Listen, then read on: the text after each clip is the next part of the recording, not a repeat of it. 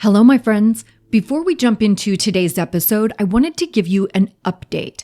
So if you listen to the podcast and you follow me online, you know I talk a lot about my recovery recipe, where I teach you how to create, launch, and grow your sober life. I teach you from scratch, A to Z, everything you need to know to jumpstart your sobriety and ease up some of that anxiety that we feel. It's really all about repetition. Now, if you're interested in strong recovery, my recovery recipe is definitely for you. The thing is, I'm only offering this for free through Wednesday, May 15th. So depending on when you're listening to this, you may only have a few hours left. And I'm offering a bonus with this that is so good. I know I'm a little biased, but if you get your copy in time, you get a free group coaching session with me and my Addiction Unlimited members. So if you want to work with me, ask questions about your recovery or my recovery recipe, and have a little fun, this is just for my listeners who want to be the first exclusive group to see my recovery recipe. And I have an additional bonus offer to be an ongoing part of group coaching with me and my recovery recipe, so you can get an inside look and jumpstart before the full online course launches in the fall.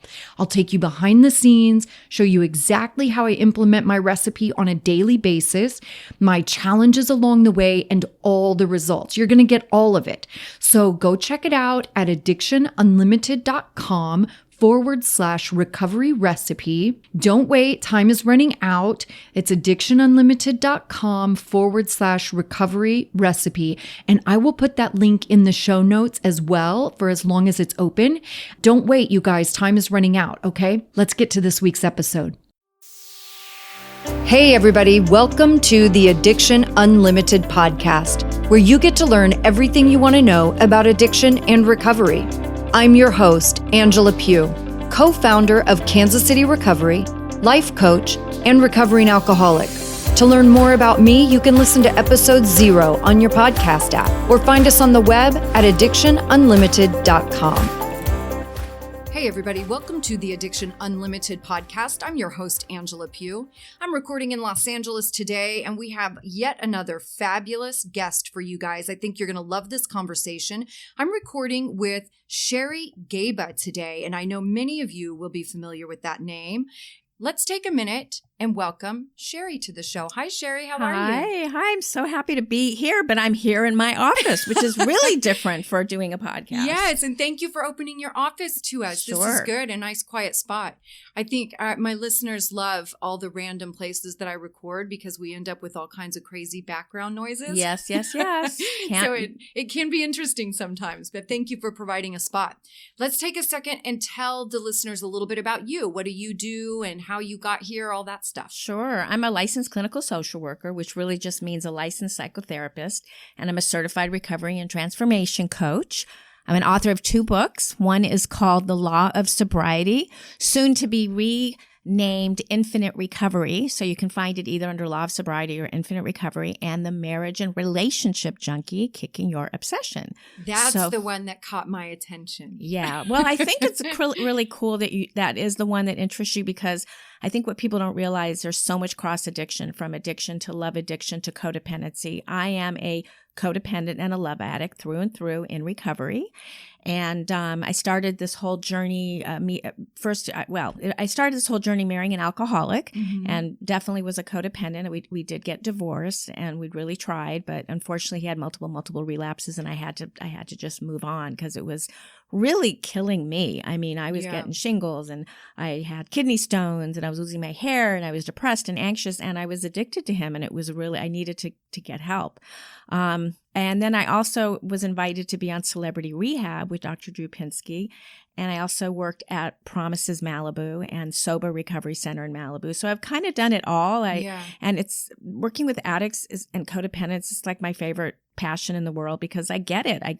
Totally get it. And I think that's what important. I always say. I'm like, well, I speak that language. Yeah. So it's very easy for me to be in that world. Sure. So I speak that language. I love that you have a focus on that love and relationship piece, though, because we talk all the time on the pod about our kind of secondary addictions, because I'm an addict, right? So I'm compulsive. And if I do something and I like it, I want to do more of it. Yes. And that can be anything in the world, I get people included. I get it. No, I really, even though I call myself a love addict, codependent, I too am compulsive and obsessive. Only mine, is a little different than actual substance. Right. But, it has the same kind of endorphin, same kind of high. I look at addiction as just sort of a nervous system issue. You kind of have your foot on the brake and the gas at the same time, and you're always craving, and you're craving everything outside of yourself. I love that description. That's so good. Yeah. I share my story about being a preemie baby. I was in an incubator 3 months. I am much older probably than you, Angela. And in those days, they didn't allow preemies to be held by their mothers. So I didn't get any of the attachment or bonding the first 3 months. So from the get-go, I became a love addict. I was always looking outside for the, quote, proverbial mother's breast. Right. And so every relationship was going to complete me. And I really did have that emptiness that substance abusers talk about, this proverbial emptiness, this feeling different, not feeling whole unless I was connected. And I was always chasing that first love high, and that's how I got my rush. And so I loved being in different relationships, and I moved around a lot. And that's why my book, The Marriage and Relationship Junkie, is that I have been married multiple times. I never really I sort of like, you look good, you smell good, I'll marry you kind of thing. Right. And thank God about 10 years ago, I started really working on this early trauma stuff. And even though I was a therapist and I worked with people, trauma therapy is so different than just talk therapy. Yeah. And so once I did this somatic work, it really helped me to be present in my body. So I did not have to go outside of my body anymore to feel good on the inside. Yeah. I love that. I talk about that all the time because that is kind of the core of all of it, is seeking something on the outside to change how I feel on the inside. And it will get me in trouble every time. Regardless of what the activity is, it will get me in trouble every time because my intent is off. Yeah. If I'm doing something with the intent of manipulating how I feel, then I'm completely off balance from the get-go. Right. And it's unhealthy and I'm misusing it, whatever it is. In today's dating landscape, I think there's a lot of, besides people in recovery from substances crossing over to love addiction, which we all know, the stare in the room and blah, blah, blah. I'm even embarrassed to say that is how I met my ex-husband. I was taking a class on chemical dependency. I went to an AA meeting and there he was. And, love at first sight, blah, just blah, blah. Just like the rehab romance. The rehab, that we deal exactly. with on the intervention side. I'm always like, don't fall in love in rehab. Let's try to not do that. So true. So true. So besides being, in the rooms and having that, oh my God, I'm in love kind of love at first sight thing, I am thinking about the dating landscape today with all the internet dating and the dating apps. And I was kind of doing that for a while, and it's very addictive. And the people that create these techno dating sites and apps really know what they're doing because they want you to, get addicted to likes and followers and put money in, and then you'll get more people to contact you. And, however the particular dating app works. And I think we have to be really careful because if we're the kind of person that does get addicted easily to, people, places, and things, we're going to get addicted to the validation and the acknowledgement that comes with this false acknowledgement and validation that comes from these dating apps. So I like to talk, a little bit about people being careful because if you're a vulnerable person, if you're not stable, if you're not regulated, that can really kind of throw you off, for sure. I mean, what I've learned is love is slow and steady. And that may not sound really sexy, but I'm in the best relationship of my life. And I swear to God, I fell in love more and more as I got to know him and I saw who he was as a person. Right. I wasn't in love with all the outside stuff. He was just a very nice person. I gave it a chance. Of course, you have to have some chemistry. I'm not saying you don't have any chemistry. You got to, you got to be attracted to them, but it's a different kind of chemistry when it's healthier. I think. Yeah. I think those wham bam, thank you, ma'am, sort of instant instant love. Stuff, right. It's instant gratification and it's very surface level. Right. And I think, I said, if you look good and smell good, I wanted you. Right. And I think once I started really digging into it in my own dating habits, in my own dysfunction, and I started to get healthier, I looked at things very differently, because what I realized is I had been chasing for so many years, chasing that surface level instant gratification. I love the newness of a relationship, right? Because every piece of my little addict brain lights up and it's amazing and it feels really good. But it's a shiny object. Yeah. But the challenge is, as we get to a place of true intimacy where it really is leaving that surface level and you have to get deeper than that, then I would realize that I did not pick the right person to get deeper with, because I picked for all the wrong reasons. Well, you probably picked someone unavailable always. for the most part. And the thing that's so interesting is I used to blame, I'd say, oh, everybody that I've been with, they're all so unavailable. But the truth is, and people really need to hear this, is that I was unavailable to myself. Intimacy, if you break it down, is into me, I see. Into me, I see. And so if you're not intimate with yourself, and sure, we've heard those sayings, oh, you have to love yourself in order to love somebody else. And people are like, oh, bored. I don't want to hear that. But honestly, it's so true. It really, you're just not going to get a pass if you don't have this intimacy with yourself. And that's what the trauma work did for me. And that takes work. And that's the part I feel like where people stumble, right? Even in recovery from substance, it takes work and it takes time. And that's where we struggle. Well, that's a whole other discussion, because, there are people out there, and I'm a big 12-step believer. I'm an, can I mention it on your show? Yeah, of course. I'm on Al-Anon, but it's my recovery, so I think it's okay to mention it. Al-Anon is really where I belong. Those are my peeps, And the other thing that I'm a huge believer in is the law of attraction. And although the foundation is, recovery 12-step, I took a lot of time really diving deep into the law of attraction. I needed to do something really, really significant to get over my ex-husband, and that really worked for me. So with a lot of studying and spending a lot of money on programs, I created my own law of attraction program for people in recovery called Wake Up Recovery. And people can find it at wakeuprecovery.com. And it just helps. Yeah, it's for codependents, it's for addicts, for alcoholics, whatever you're struggling with. And then using these tools and tips about, moving yourself forward. Because let's face it, the life you're living is a result of what you have created. And you need to change the script. You need to change the way the verbiage that you use. You need to change everything, not just your friends, everything. And so I really would invite people to check out Wake Up Recovery. I would invite people to check out my books if they're struggling with love addiction, because it's really, there's really a huge, huge amount of people that cross addict into love addiction and relationship addiction. It's such great information too. And like you were saying a few minutes ago about, you used to think that everybody you picked were emotionally unavailable, or question, why do I get these emotionally unavailable people? And I remember my sponsor saying to me early in my sobriety, and I had gone through a little bit of a chaotic relationship. Not the relationship wasn't chaotic. The end was abrupt, and I was ghosted and, of course, heartbroken. Yeah. And I was talking to my sponsor about it. Naturally, I'm calling, my ex every name in the book because he ghosted me and I was heartbroken, Sure. And I remember my sponsor looking at me and he goes, you can say whatever you want to say about him. He said, but I'm going to tell you two things. He goes, number one, he's perfectly allowed to be wherever he is in his journey. Yeah. He said, and number two, you picked him.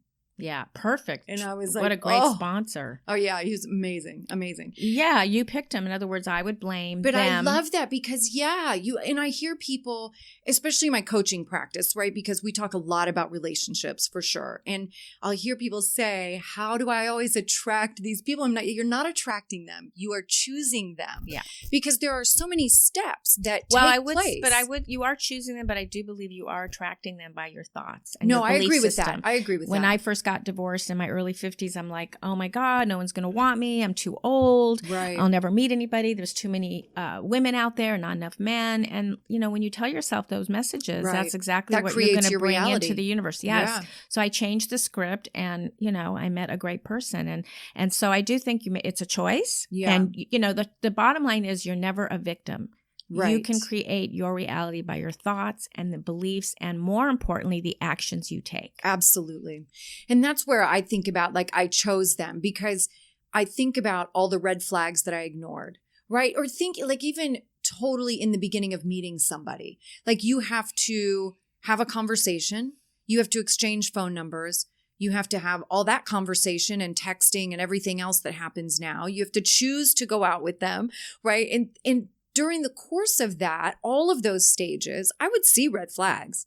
Or I would catch them being dishonest about something. Because you were in denial. Just like addiction is the only disease that says you don't have a disease. The Right. same goes with love addiction and relationship addiction. I was so unhealthy emotionally. And I had no self-esteem. So it's like I would accept anything. Just like you said, if you look good and smell good. Like for me, I would like anybody that would like me. Right. You didn't have a lot of what's the word? You didn't have your line in the sand of what was acceptable and what wasn't acceptable. And I might write down what isn't acceptable. Like I would have a list of my deal breakers. But as soon as somebody was in front of me, it's like all those deal breakers would fly right out the window. You go into denial, which is really just a defense mechanism from whatever trauma you grew up with. Right. I mean, if you were neglected or abused, you had parents that were addicts, alcoholics themselves, if they were unavailable. I talk a little bit about my mother's story. My dad died 4 years ago. My mother had this kind of the starting of dementia, but not, she still had some reasoning for sure. And then she met a predator, a homeless guy that she doesn't want to let go of the dependency that he has created because he was a predator. Right. And I think that when you don't have confidence and you live in denial and you're afraid to be alone and you have crazy abandonment issues, you will put up with anything. That's what I was going to ask you, if you feel like a lot of this stems from abandonment, because that's really the core of all of my issues is abandonment. Yeah. I mean, my mother's situation is a little extreme because of the dementia and my dad dying and her being married 60 years. But I think it's a great example of what can happen. But yes, I think that, I always find it really interesting when I go to an Al-Anon meeting, and there's one I go to that every woman in there, we all have like these mother issues. It's just hysterical. Like we have these crazy narcissistic mothers. Yeah. And I think that's a huge issue. You could have a narcissistic dad too, but if you have parents that really don't see you, right, and I mean see you or acknowledge you, you're going to feel really, really invisible. And therefore, when you're out there in the world dating, you're still going to feel invisible. Yeah. Like what you want really was never heard or seen. So you don't even know what you want. Right. But the biggest thing is, the truth is your fear is greater than what you know to be true. So whether it's your fear that you're going to be alone, it's your fear you're never going to meet anybody, your fear of abandonment, your fear that, I want to get married, whatever that fear is greater than what you know to be true. And that is denial. Oh, that's so good. That's so good. Yeah, that's a good quote. Yeah. That's a good little soundbite. That's a tweetable moment. That's a tweetable moment. Yeah, for sure. But it's the truth. I can't tell you, even though it's 2019, how many girls, women and men, live in this state of denial because they don't want to be alone. They're so petrified of being alone. The other thing that's happening a lot, I'm seeing with my clients, is a lot of people are doing the Facebook, talking to people even though they're in relationships, even though they're married. They're getting on these apps. They're actually they're just really like, what's that word? They're like trolls. Like they're on these apps and they're on and they just, there's no like ethics with these people. They're just bad people. And I think because we're living in the era of the internet, it's not like you met somebody through someone. People think they can do this really unacceptable, awful behavior. And so, and again, I'm not judging or blaming. It's all based on their wounds. Like, right. I know somebody like he's a love addict, her husband, and he gets on that Facebook and he's just looking for attention. Like, right. He's looking for that validation, even though he has a wonderful wife, a wonderful family, wonderful grandchildren, wonderful children. But that little hit, of getting someone to notice him is definitely part of this love addiction equation. Yeah, and social media just feeds into it. Totally, you're exactly right. It just feeds into it. The other thing I always think about social media is it seems to, like, I remember, again, my sponsor teaching me, he was like, don't compare what's going on inside of you to what you see on the outside of other people. Yeah. And social media is the worst at that, right? Because of course everybody's posting their best pictures and it's just a screenshot of something, but it's not really the truth. Right. And we're all using filters and we're all using editing apps. You know what I mean? Like I definitely take out some of my wrinkles in my pictures. It actually creates this era of narcissism persona, for sure. And this false image of what's going on. I had this moment not very long ago, maybe 2 months ago, because I was really editing pictures a lot. And I was like, I need to chill out on that because I don't ever want the experience when somebody sees me in person that It's like, they whoa, go, you don't look like that. You don't look like that. Because that would make me feel terrible. It's like, why am I into this anyway? Like, we're fine. It's a narcissistic wound. Like, you won't accept me if I'm not perfect looking. Yeah. You won't want me. You'll trade me in for somebody better or find somebody better. I mean, and this comparison trap is a huge part of my work with my clients. I mean, I think that comparing yourself to others totally stunts creativity. Yeah. It stunts your own path, you're living in your lane. You're trying to live in someone else's lane. And it's going to just leave you so miserable if you're always comparing yourself. I remember looking at this picture of me and my ex-husband. I'm like, I was miserable that day, but look how happy I look in the picture and that people probably think we're so happy. Yeah. I mean, it's a joke, right? So I'm a big believer in when I find these pieces of, whatever you want to call them. I did the same thing with my anxiety, but when I find these things like doing all the picture editing and stuff, I immediately think, what can I do to neutralize that? Like I need to neutralize it and start to minimize, make it smaller. I need to do some work and make that smaller. Or what's really going on? Why am I doing this? What is, why am I on why am I on the internet obsessively? Why am I searching? Why am I not allowing myself to just receive or allow it to come my way instead of constantly trying to push? Yeah. What is so uncomfortable? Again, you have to take action steps if you want to meet somebody. Of course you do. But if you're doing it in a real like crammed, craving, crazy hamster on a wheel kind of way, obsessive, you know what? Well, you're not going to bring in good. And all of mine is like marketing stuff because obviously we're marketers. I have to market myself and my products and my companies. So, and that's where I was finding myself falling into that. So I immediately, to neutralize and get myself, to a good place, get centered, I immediately started doing videos and pictures with no makeup, right? Hair up, completely undone. Smart. And I was like, because I have to be comfortable with that. Yeah. I have to be okay. Like, that's who I am. Yeah. And the truth is, in my regular life, like I get done up, certainly for important things, meetings, things of that nature, photo shoots, of course. But in the regular course of my life, when I'm hanging around doing paperwork and I'm on the computer for 10 hours a day doing behind the scenes stuff, or I'm hanging out at my men's sober living houses, I'm not made up. Well, guess what? I'm in flip-flops. People want the real you. They want your story. Yes. I'm not going to mention names, but there's a woman who has this like course and she promises sobriety in so many weeks. It's a little bit, I don't know, I wouldn't call it woo-woo. I think she's really great, but she's really great at marketing. Yeah. And she just tells her story like it is. Yeah. And the more you do that, I find that too, for the longest time when my first book came out, it was all about addiction and recovery or substance abuse. And it wasn't that it wasn't true, because I did believe in the law of attraction. But once I changed my branding over to really wanting to work with codependence and work with the codependency under people's addictions, everything changed. Yeah. Like things just started like, oh my God, like I was speaking more of a truth. It wasn't the other wasn't a truth. It's just now I'm really speaking. But there's some authenticity that comes in sharing your experience and your story. And that's what people connect to. I think that's what was missing. Like here I am talking about the law of attraction and my ex-husband at home and recovery. And my ex-husband is like, he's out there relapsing. Like people are like, well, it isn't like people. It's me. It's me that just didn't feel comfortable. So once I got divorced, once I really did the work and really unearthed the trauma and started studying the laws of the universe, this is when my whole life changed. I love that universe. I just recently did a whole podcast. I've done a podcast about the higher power thing in AA because people get really hung up on that.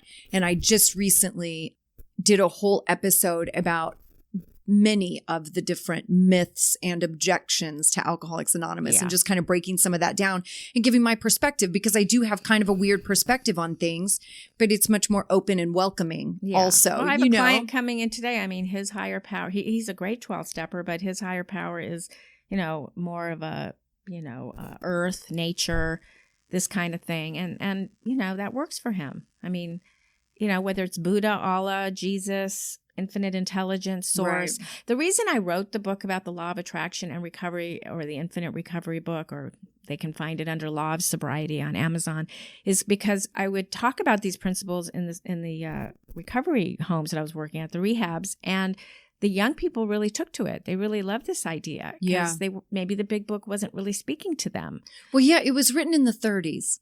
Yeah. I mean, sometimes it's hard. It's not that the information isn't good. It's great. And this is something I talked about on that episode. I talked about the God thing, and my thing is the universe. It's not a traditional view of God. And I talk about the big book. Yeah. And that that it's antiquated and it is hard to read. I mean, if you can get past the language and stuff like that, like they nailed it. Yeah. For sure. They nailed alcoholics. But it is hard to read. It's not like you can just sit down. A God of your understanding. For sure. I think they really did have infinite intelligence in the way they broke it down. But some of the word, because they said a God of your understanding. But I think the fact they use the word God so much, it kind of gets a little bit, there's like a slippery slope. Yeah.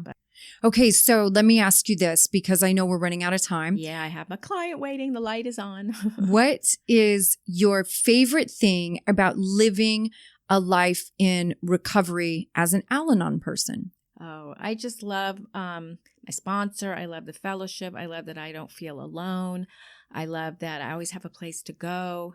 I don't always do it perfectly, believe me, but I know that I have a place to go. Like Friday night, if my boyfriend's working, I'll just go to a meeting and there's my people. And even if it's not a good meeting, I'll still, there'll be some glimmer of something that I need to hear. For sure. And I think it helps regulate me along with all the other things that I do. It's just a part of my multidisciplinary program of living. Amen to that. But I'd love people to get my book, Law of Sobriety, or it may be up by the time this podcast comes out under Infinite Recovery, The Marriage and Relationship Junkie, or check out wakeuprecovery.com and get on my membership and dive into the law of attraction. I love that. And for listeners out there, I will have all of those links in the show notes so you can find them right there. I hope you guys have enjoyed this episode. Sherry, thank you so much for doing this with me. This has been awesome. Thank you. Thanks. Okay. I hope you guys are having a great day out there, and I will see you next week.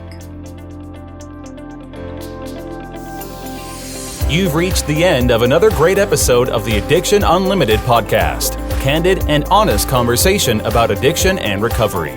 Be sure to visit us at addictionunlimited.com to join the conversation and access show notes and links to everything we talked about. Love this episode? Please take 30 seconds to subscribe, rate, and review on iTunes to help us improve and give you the information you want. Thanks for listening. See you next week.